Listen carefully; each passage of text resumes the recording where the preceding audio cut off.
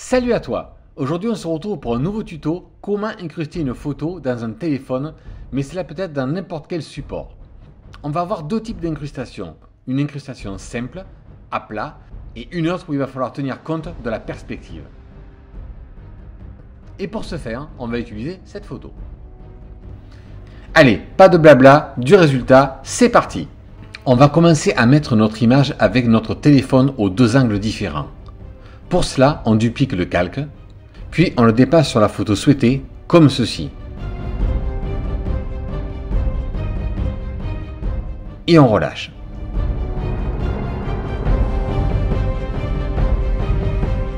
Ensuite, on réduit l'image.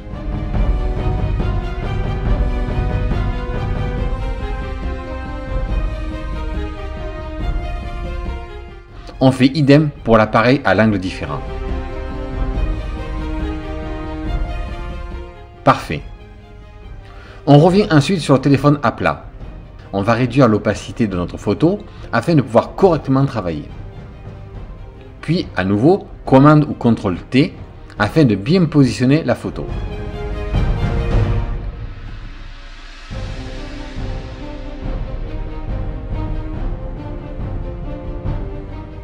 Quand vous êtes satisfait, sélectionnez l'outil plume et faites le tour de votre écran en étant le plus précis possible. N'ayez pas peur de zoomer pour vous faciliter la tâche. Pour cela, commande ou CTRL+.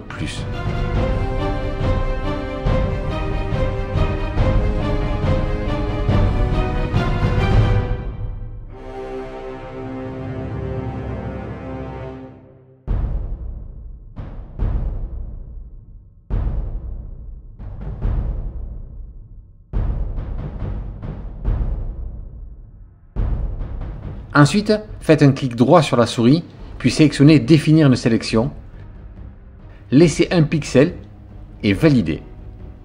La sélection est faite. Cliquez sur l'outil rectangle afin de pouvoir choisir, sélectionner et masquer. Positionnez-vous ensuite sur Contour progressif. Ne montez pas au-dessus de 3, sinon le bord sera trop adouci. On remonte l'opacité à 100%. Puis on fait supprime. Et voilà.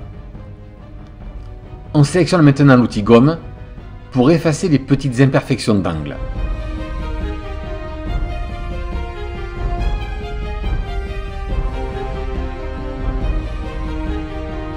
C'est bon, notre première incrustation est faite.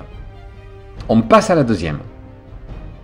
Celle-ci va être un peu spéciale, car il va falloir tenir compte de la perspective.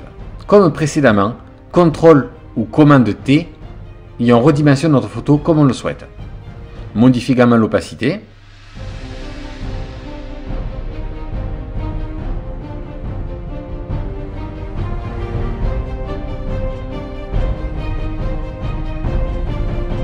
Parfait. Ensuite, clique droit sur la souris puis sélectionnez Perspective. Partez de l'angle supérieur et repoussez vers l'intérieur le curseur. Puis à l'inverse, en bas, poussez vers l'extérieur. Vous voyez, l'image s'incline. On crée donc notre perspective. Ensuite, c'est à vous de déterminer les bonnes inclinaisons en fonction de votre photo.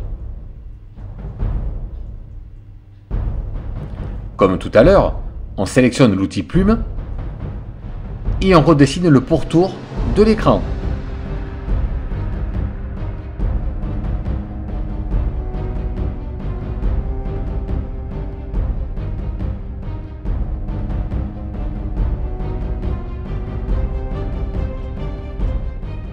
C'est fait. Cliquez sur l'outil rectangle afin de pouvoir cliquer sur sélectionner et masquer. Contour progressif. Et cette fois-ci, n'allez pas au-dessus de 2, car à 3, je trouve que les bords étaient vraiment quand même trop adoucis. Puis faites supprimer et remettez l'opacité à 100%. Reprenez l'outil gomme afin de supprimer les petites imperfections d'angle comme tout à l'heure.